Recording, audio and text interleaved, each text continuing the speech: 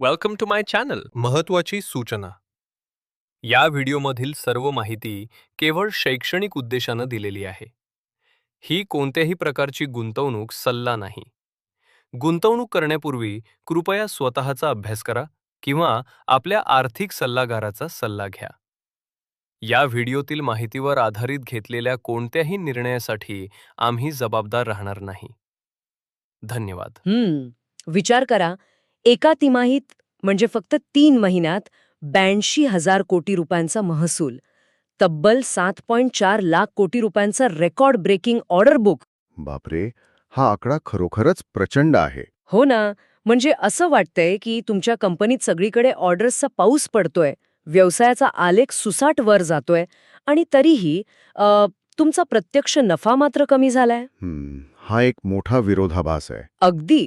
Larsen and Toubro म्हणजेच L&Tच्या मार्च 2026च्या तिमाही निकालांमधला हा सर्वात मोठा आणि बुचकळ्यात टाकणारा विरोधाभास आहे. आज आपण याच निकालांचं सखोल विश्लेषण करणार आहोत. आणि हे खूप गरजेचं आहे, कारण हे केवळ ताळेबंदातील आकडे वाचण्यापुरतं मर्यादित नाहीये. बरोबर. भारताच्या पायाभूत सुविधा, तंत्रज्ञान आणि संरक्षण क्षेत्राच्या भविष्याची दिशा समजून घेण्याचा हा आपला एक प्रयत्न आहे. चला तर मग यावर सविस्तर चर्चा करूया. एवढा प्रचंड पैसा आत येत असताना हातात उरणारा नफा का घटतोय? कसं आहे, फायनान्सच्या जगात हाच तर सर्वात रंजक भाग असतो. बाजारात अनेकदा टॉप लाईन आणि बॉटम लाईनमध्ये अशी कुस्ती पाहायला मिळते. म्हणजे महसूल आणि नफ्यामधली कुस्ती. होय. आता टॉप लाईन म्हणजे तुमचा एकूण महसूल, जो एखाद्या कंपनीचा आकार आणि बाजारातील दबदबा दाखवतो. पण बॉटम लाईन म्हणजेच निव्वळ नफा हे कंपनीचं खरं आरोग्य सांगतं. अच्छा. L&Tच्या बाबतीत आपण एका अशा ताळेबंदाकडे पाहत आहोत जिथे वाढीचा वेग प्रचंड आहे, पण ती वाढ साध्य करण्यासाठी त्यांना काही जुन्या आणि महागड्या तडजोडी कराव्या लागत आहेत. आणि हेच आकडे मला थोडे चक्रावून टाकणारे वाटले. आपण आधी या टॉप लाईन आणि बॉटम लाईनच्या विरोधाभासाकडेच वळूया. मी जेव्हा आकडेवारी पाहत होते तेव्हा मार्च 2026च्या तिमाहीत कंपनीचा महसूल गेल्या वर्षीच्या तुलनेत 11% वाढलेला दिसला. तो जवळपास 82,762 कोटी रुपयांवर पोचलाय. हो. मागच्या वर्षी याच काळात तो 74,000च्या घरात होता आणि त्यांचा ऑपरेटिंग नफा, ज्याला आपण एबिडा म्हणतो, तोही 5% वाढून 10,419 कोटींवर गेलाय. बरोबर आहे. इथपर्यंत चित्र एकदम फील गुड आहे. पण खरी गोम पुढेच आहे. एवढी वाढ असूनही निव्वळ नफा 2% घसरून 6,133 कोटी रुपयांवर आलाय आणि EPS म्हणजेच अर्निंग्स पर शेअर 3% खाली आलाय. हे कसं शक्य आहे? तेच तर. म्हणजे दुकानात ग्राहकांची रांग लागली आहे, गल्ला भरतोय, पण संध्याकाळी हिशोब करताना मालकाच्या खिशात मात्र कालच्यापेक्षा कमी पैसे उरतायत. असं का? कारण तो गल्ला भरण्यासाठी मालकाला जास्त खर्च करावा लागतोय. इथे सर्वात महत्वाचा फॅक्टर आहे तो एबिडा मार्जिन. गेल्या वर्षी याच तिमाहीत L&Tचं मार्जिन 11% होतं. ते आता घसरून 10.4%वर आलंय. आता वरवर पाहता 0.6%ची घसरण खूप किरकोळ वाटू शकते. हो, अगदीच किरकोळ वाटते ऐकायला. पण जेव्हा तुमचा महसूल 82,000 कोटींचा असतो ना, तेव्हा या 0.6%चा अर्थ शेकडो कोटी रुपयांचा फरक असा होतो. आणि हा नफा का अटला याचं सर्वात मोठं कारण त्यांच्या एनर्जी म्हणजेच ऊर्जा विभागात दडलेला आहे. पण एनर्जी विभागात असं काय घडलंय की ज्यामुळे संपूर्ण कंपनीच्या नफ्याला गळती लागलीय? तिथेही त्यांना ऑर्डर्स मिळतच असतील ना? ऑर्डर्स मिळत आहेत, पण इथे आपल्याला लेगेसी प्रोजेक्ट्स आणि कॉस्ट ओव्हररन्सचं मेकॅनिझम समजून घ्यावं लागेल. अच्छा. म्हणजे जुने प्रकल्प. हो. L&T सारखी कंपनी जेव्हा एखादा मोठा ऊर्जा प्रकल्प किंवा रिफायनरी उभारण्याचं कंत्राट घेते, तेव्हा ते प्रकल्प 2, 3 किंवा 4 वर्ष चालतात. समजा त्यांनी 3 वर्षांपूर्वी एखादा करार केला असेल. त्या करारात स्टील, सिमेंट आणि मजुरीचे दर त्यावेळच्या बाजारभावानुसार निश्चित केले जातात. याला आपण फिक्स्ड प्राइस कॉन्ट्रॅक्ट म्हणतो. ओके. म्हणजे 3 वर्षांपूर्वी ठरलेल्या किमतीवर त्यांना आज काम करावं लागतंय. अगदी बरोबर. आणि गेल्या 3 वर्षांत जागतिक स्तरावर महागाई किती वाढली आहे हे आपल्याला माहीतच आहे. हो, कच्च्या मालाच्या किमती वाढल्या. नक्कीच. सप्लाय चेनमध्ये अडथळे आले, पण करारात ठरलेली रक्कम फिक्स असल्यामुळे L&Tला ग्राहकाकडून अतिरिक्त पैसे मागता येत नाहीत. त्यामुळे जो वाढीव खर्च आहे, ज्याला आपण कॉस्ट ओव्हररन म्हणतो, होय, तो कॉस्ट ओव्हररन कंपनीला स्वतःच्या खिशातून म्हणजेच आपल्या नफ्यातून भरावा लागतो.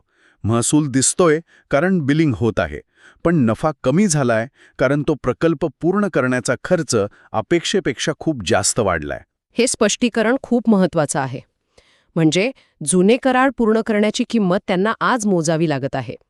पण जर आपण हीच परिस्थिती मागच्या तिमाहीशी म्हणजेच डिसेंबर 2025शी तुलना करून पाहिली तर चित्र पूर्णपणे वेगळं दिसतं. हो, क्वार्टर ऑन क्वार्टर वाढ खूप चांगली आहे. अगदी. डिसेंबरमध्ये महसूल 71,450 कोटी होता, तो आता 82,662 कोटींवर गेलाय आणि नफा तर 3,825 कोटींवरून थेट 6,133 कोटींवर झेपावलाय. हे एका तिमाहीत झालेलं एवढं मोठं ट्रान्सफॉर्मेशन कसं काय? हा जो जंप आहे ना, तो त्यांच्या एक्झिक्युशन स्पीडचा पुरावा आहे. म्हणजे प्रकल्प वेगाने पूर्ण करण्याची त्यांची क्षमता. अच्छा. क्युफू ही पायाभूत सुविधा आणि बांधकाम क्षेत्रासाठी सर्वात व्यस्त तिमाही असते. पावसाळा नसतो आणि सरकारी बजेट संपण्यापूर्वी कामं पूर्ण करायची असतात. बरोबर, मार्च एंडिंगची घाई असते. अगदी. L&Tने या काळात जुने प्रकल्प वेगाने मार्गी लावले. जेव्हा एखादा टप्पा पूर्ण होतो तेव्हाच क्लायंटकडून मोठं पेमेंट रिलीज होतं. त्यामुळे ही वाढ प्रामुख्याने वेळेवर झालेल्या बिलिंग आणि उत्कृष्ट अंमलबजावणीमुळे आलेली आहे. जर एनर्जी सेक्टर नफा खात असेल आणि जुने करार त्यांच्यासाठी डोकेदुखी ठरत असतील तर मला एक मोठा प्रश्न पडतोय. कोणता? सध्या L&Tचा गाडा नेमका हाकताय कोण? जर पारंपरिक व्यवसाय दबावाखाली असेल तर ही गाडी पुढे ढकलणारे इंजिन कोणतं आहे? हे शोधण्यासाठी आपल्याला त्यांच्या महसुलाचे स्तर थोडे उघडून पाहावे लागतील आणि तिथेच आपल्याला त्यांच्या वाढीचं एक पूर्णपणे नवीन आणि आश्चर्यकारक इंजिन सापडतं. मला वाटतं तुम्ही हायटेक मॅन्युफॅक्चरिंग या विभागाबद्दल बोलत आहात. कारण मी जेव्हा हा आकडा पाहिला तेव्हा मला खरंच धक्का बसला. होय, तो आकडा आहेच तसा. या एका विभागाने तब्बल 45% महसूल वाढ नोंदवली आहे. 45%. आपण L&Tला नेहमी रस्ते, उड्डाणपूल आणि इमारती बांधणारी कंपनी मानतो, पण इथे तर डिफेन्स आणि न्यूक्लिअर उपकरणांच्या ऑर्डर्स हा विभाग चालवत आहेत. नक्कीच. मला सांगा, L&T खरंच आपली मूळ ओळख बदलून गुपचूप एक डिफेन्स कॉन्ट्रॅक्टर बनत आहे का? नाही, ते आपली ओळख बदलत नाहीयेत, तर ती अधिक हाय व्हॅल्यू आणि नफ्याकडे वळवत आहेत. L&Tकडे गेल्या अनेक दशकांपासून एक अत्यंत प्रगत इंजिनिअरिंग विभाग आहे. जेव्हा आपण डिफेन्स किंवा अणुवस्त्रवाहू पाणबुड्या, क्षेपणास्त्र प्रणाली किंवा अणु ऊर्जा प्रकल्पांसाठी लागणारे रिॲक्टर्स याबद्दल बोलतो, तेव्हा तिथे रस्ते बांधण्यासारखं साधं इंजिनिअरिंग चालत नाही. बरोबर, तिथे जास्त अचूकता लागते. हो, तिथे झिरो एरर टॉलरन्स असतो. अत्यंत अचूक मॅन्युफॅक्चरिंग आवश्यक असतं आणि भारतात अशा प्रकारचं काम करू शकणाऱ्या मोजक्याच कंपन्या आहेत, ज्यामध्ये L&T आघाडीवर आहे. म्हणजे जिथे इतरांना प्रवेश करणे कठीण आहे तिथे हे फायदा उचलत आहेत? नक्कीच.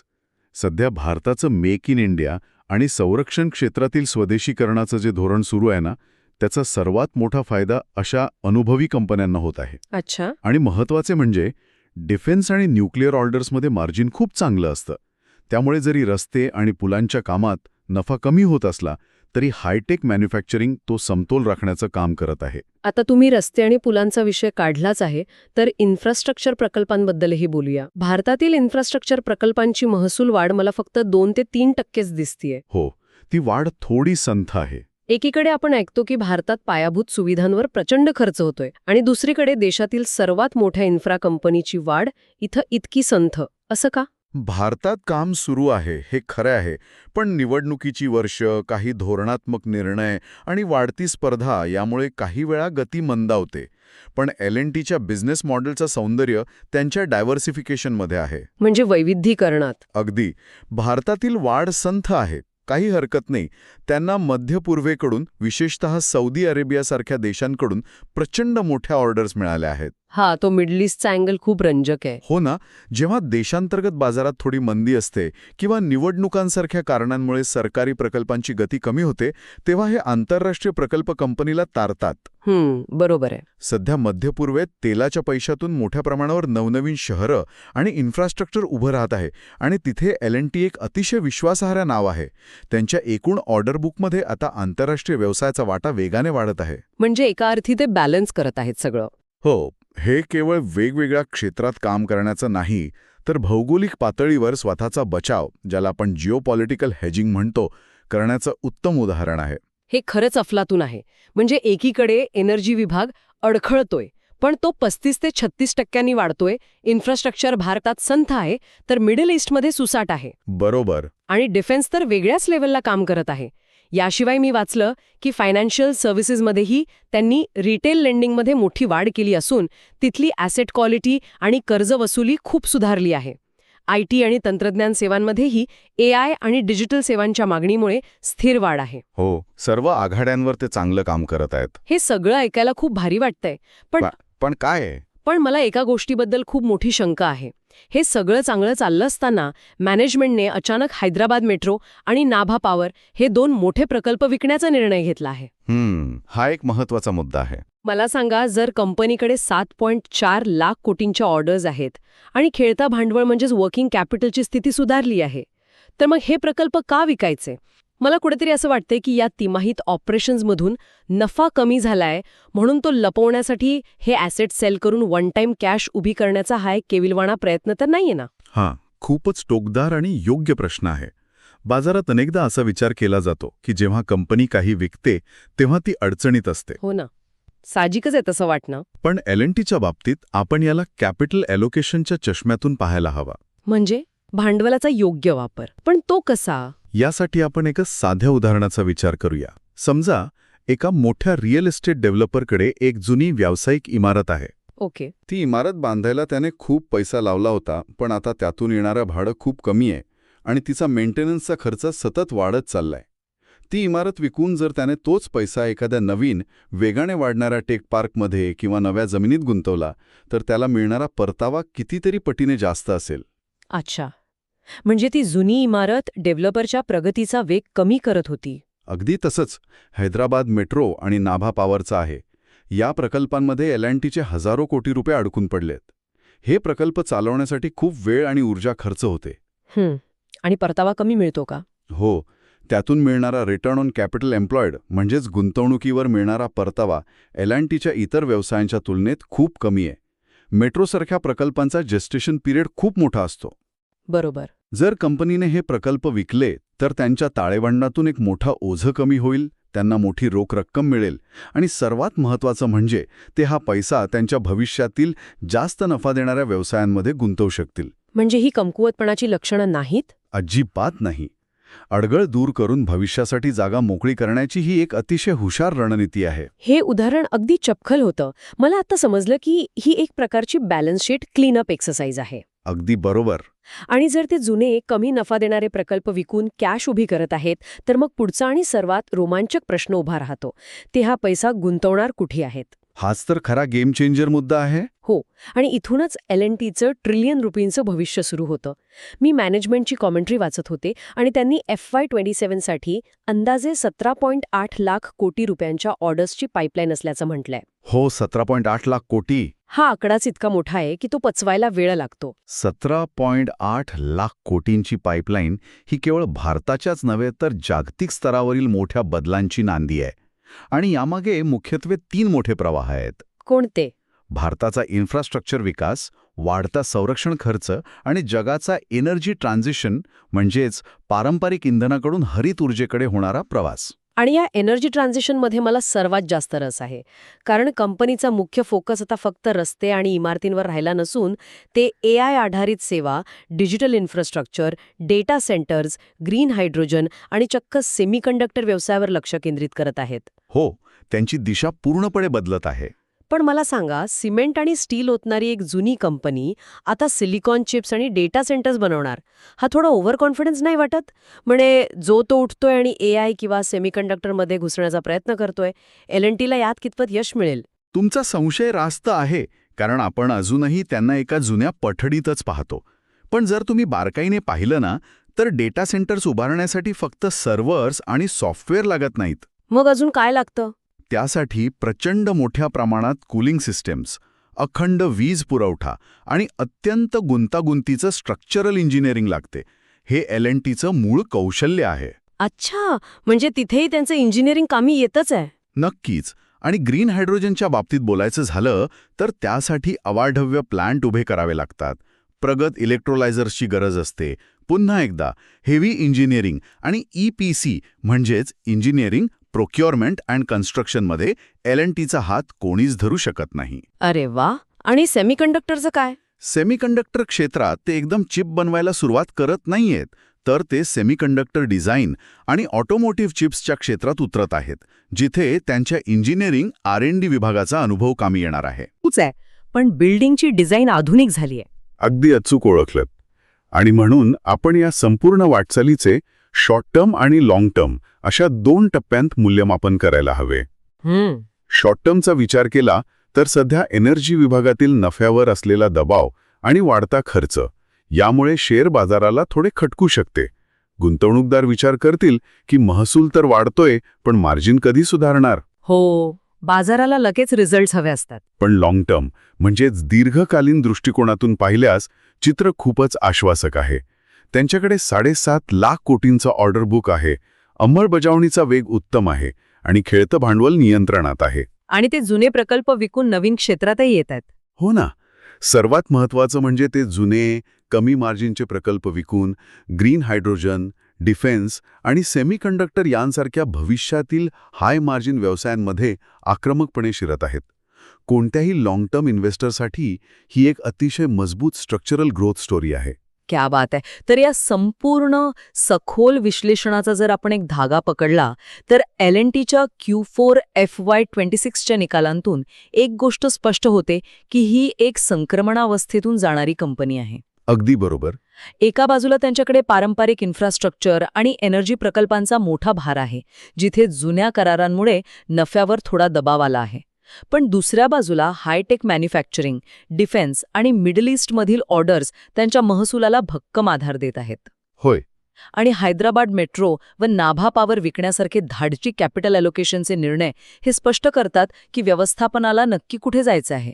जुनी ओझी फेकून देऊन भविष्यातील वेगासाठी ते स्वतःला हलकं करत आहेत. बरोबर.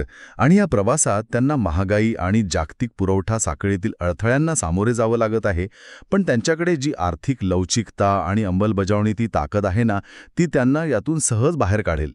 आजची ही चर्चा खरोखरच खूप इन्साइटफुल होती. नुसते आकडे वाचण्यापेक्षा त्या आकड्यांमागील बिझनेस मेकॅनिझम समजून घेतल्यामुळे एक वेगळाच दृष्टिकोन मिळाला. मलाही या चर्चेत खूप मजा आली. जाता जाता ऐकणाऱ्या सर्वांसाठी एक वेगळा आणि विचार करायला लावणारा मुद्दा मी देतो.